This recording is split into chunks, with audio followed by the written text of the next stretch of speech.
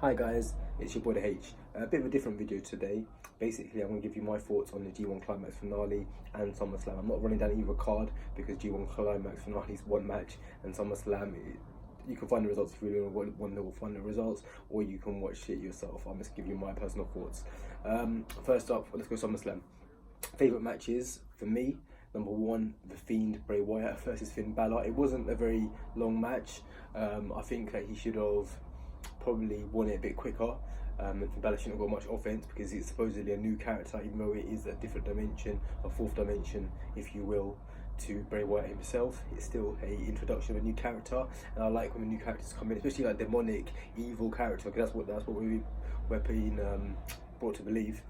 He should have a bit of extra paranormal powers. He should be able to finish at least normal Finn Balor. The Demon, yeah, make it even match, very competitive match. But for me, letting him get shotgun drop kicked and also just drop kicked to the turnbuckle, and also I think got sling blades, I think, as well. So he took a good bit of punishment. I think too much. That's my only criticism of that match. So the entrances were amazing, particularly the fact that the Fiend had the old Bray Wyatt's face in a lantern, which then had a bit of light pouring out of it. That looked very, very macabre. I really enjoyed that. I enjoyed the Fiend's finisher, which looks like it's a mandible claw, and it basically sticks in your mouth, and then you either pass out, and then the pass out is a TKO, or like in this case, referee John Cone carried the free, so Finn Balor passed out and then he went down, shoulders down for free. I like either way. I like the interpretations. It could be a submission, it could be a TKO, or it could be a pin in one move.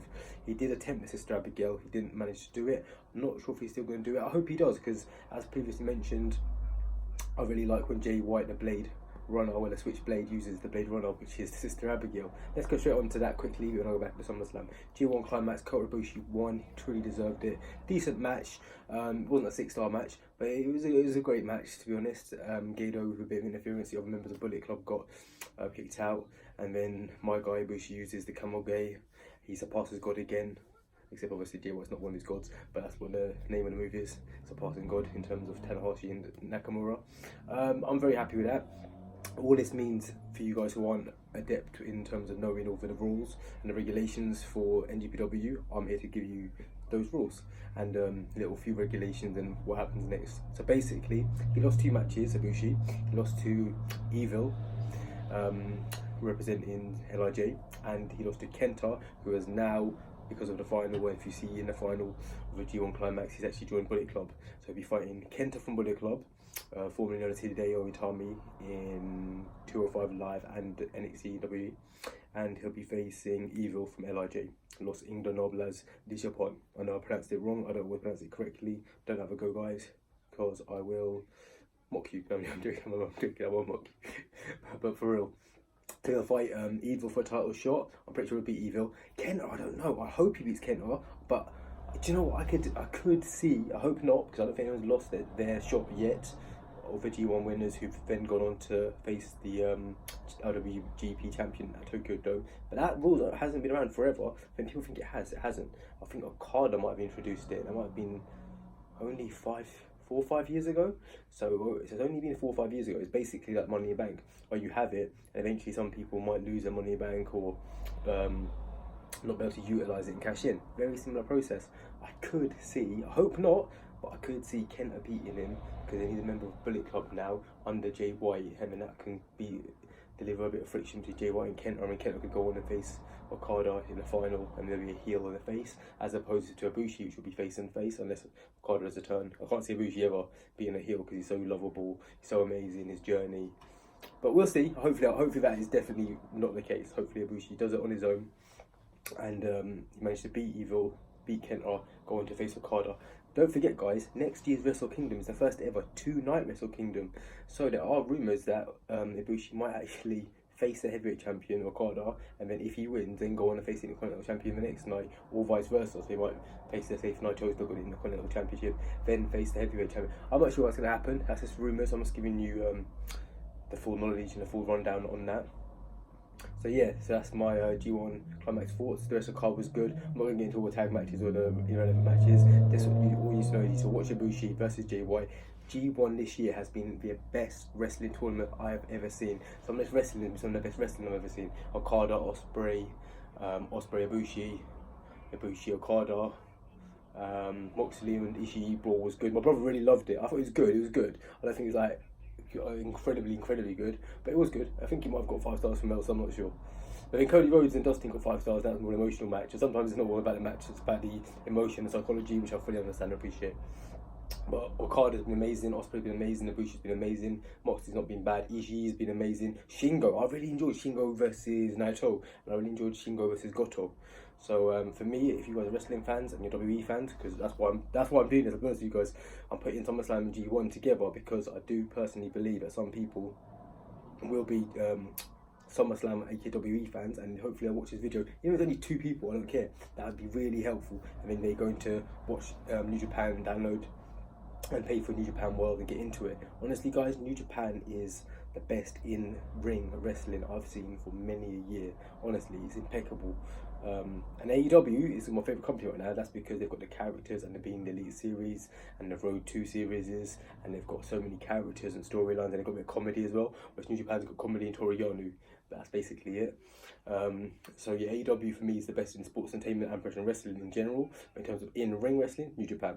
Anyway, let's go back on to what I rate as my personal, either number 3 or 4, depends how I see MLW, because at times MLW's, well, weekly, I prefer watching MLW Fusion 2 Raw. Anyway, let's go into SummerSlam again. So yeah, so my favourite match for SummerSlam was, as previously said, The Fiend versus Finn Balor. What else was good? Seth Rollins versus Brock, surprisingly good. Seth managed to win back his title and is now, I'm not even sure if it's 2 or 3 times, but he's now once again a Universal Champion. That's good. The title will be on the show every week, gets defended. Not sure who's going to face him next. People are saying Drew McIntyre. That's interesting. Or whoever faces, or whoever wins this King of the Ring tournament. King of the Ring tournament starting soon. Get advertised. I only know through Wrestling Inc. Shout out Wrestling Inc. What other matches were good? Randy Orton versus Kofi Kingston wasn't a good match. It was below par from what I thought. There's a lot of chants, Julian chants, Kofi is stupid, Randy sucks, etc, etc. The non-finish was rubbish. Don't really see the point of that. It made Kofi look a bit stupid. But yeah, whatever. I'm sure they're going to wrestle again. It wasn't great. I'm quite a big Kofi fan. I'm quite a big Randy Orton fan, but it is what it is. There was no tag matches that I can think of. They didn't defend any of the tag titles, including the women's. Well, women's I think defended was on a pre-show, but not actually in terms of the actual main show. The Cruiserweight title was defended by Gulak versus O'Neil Lorcan. I just watched that. That was actually a good match. Should have been on the main card probably in terms of in-ring wrestling, but for some reason people don't really give the Cruiserweights a reaction. That's probably because 205 Live isn't seen in the same way, and they don't even show the Cruiserweights on Raw anymore, which is a huge, in my oversight I was about to say, but also a mistake. I just think it's a mistake. They need to have the Cruiserweights on Raw for at least half an hour. It's a 3-hour show, guys. Do you know what I mean? You can have the Cruiserweights on, can't you? We don't need to see the super heavyweights all the time on heavyweights. Trish Stratus versus Charlotte Flair. That was another really good match. I really like the psychology out of the fact that Charlotte was mocking her and laughing at first, and then Trish got the super Hurricane Rana, which I was like, wow, that's pretty good. She did chick kicks, she did her whole repertoire, the matrixes. It was good, and the right person won in the end. Charlotte Flair won. Trish put her over. Looks like Trish is retired. Fair play. Thank you, Trish, if that is the case. What else happened? I'm just going off my memory because it was a bit hard. Ricochet versus AJ, another good match. Didn't love the finish. I wanted Ricochet to overcome the odds, but I guess they're making the OC a valuable stable. The OC, which is Luke, aka Doc Gallows, Carl Anderson, and AJ Styles. They won thanks to the interference from the previously aforementioned 2, the OC, and then AJ managed to win himself with a caught Ricochet win. Ricochet tried coming off the top, and he caught him in the Styles Clash. That was pretty good. Got a 1-2-3. So that was one of my other favourite matches. The other women's match, Bayley and Moon, nothing to say about that. It was pretty poor. Ember tried carrying Bayley, but her in-ring for some reason was not good at all. Bayley got negative reactions and booed the whole time. Becky and Natalia was more than passable, was okay. Won't go out of my way to watch it again, but it wasn't bad. But yeah, in terms of matches I would recommend, Seth vs Brock, entertainment. Brock lost clean, probably the most clean he's lost for a while, probably the best Brock match in my personal view. I've seen since either John Cena or maybe one of the Undertaker matches. I think it was the Hell in a Cell one a couple of years ago, which wasn't too bad. My brother really enjoyed the Finn Balor, Daniel Bryan, AJ ones. I like them. They're very competitive squashes, I think, because he gave his opponents time to come back, and literally they made their comeback, particularly Bryan and AJ. I don't think the Finn one was as close, but those two aren't bad. So if you want to say those two for Brock, I don't mind. I can agree with them. His matches against Reigns and Strowman, they were just they weren't great. The fatal four-way the other year wasn't great. You basically, when we only got stretched out, it was rubbish. But in terms of one-on-one match, yeah, this was good. Well, his first Roman match was quite good as well. The first one at WrestleMania, all those years back, if you know what I'm on about. They've all had so many matches now. But yeah, this match was pretty good, much better than I expected, and it did above my expectations. So big up Seth Rollins and Brock for that. Like I said, I really enjoyed the Ricochet and AJ in the ring. Didn't love the actual ending. Really enjoyed Trish and Charlotte in terms of in ring and psychology. But really and truly, I loved The Fiend. I can't wait to see what they do. And to be honest, if it wasn't for The Fiend, I wouldn't even watch the highlights. I told you guys, I'm done watching Raw, I'm done watching SmackDown. I will continue watching the pay-per-views, because Something Guys wasn't bad and SummerSlam was actually above average. It's pretty good, I'll be honest with you. Because in-ring, it's not New Japan, obviously, and it's not even the level of AEW or, to me, MLW Fusion, but it's okay in general. But the weekly shows are just rubbish, so yeah, it's not going to be many Raw or SmackDown reviews. But as soon as AEW comes out, guys, I will be doing either live or the next day AEW post for you lot. As always, thank you guys for watching my videos to do with sports, to do with comics, to do with boxing. I really appreciate it. It's only a small channel, literally. I'm trying to create as much knowledge as I possibly have, so I can give you guys the best reviews, news, and just knowledge, and pass on what I know about wrestling from being a fan for so many years. I really appreciate you guys, every single one of you, and girls. Maybe might have 1 or 2 subscribers who are female, but at the moment it's only a small subscriber count. But honestly, each of you mean a lot, because it means you guys want to listen to what I'm saying, and you either appreciate the way I enunciate occasionally, or just the way I communicate, and I really do appreciate that. More boxing videos coming up soon, guys. More comic videos coming up soon. More wrestling videos coming up soon, as you guys enjoy that. I appreciate it a lot. Like I said, please go and watch Ibushi vs Jay White in the G1 Climax whenever you get a minute, guys and girls. Thanks, guys. Cheers.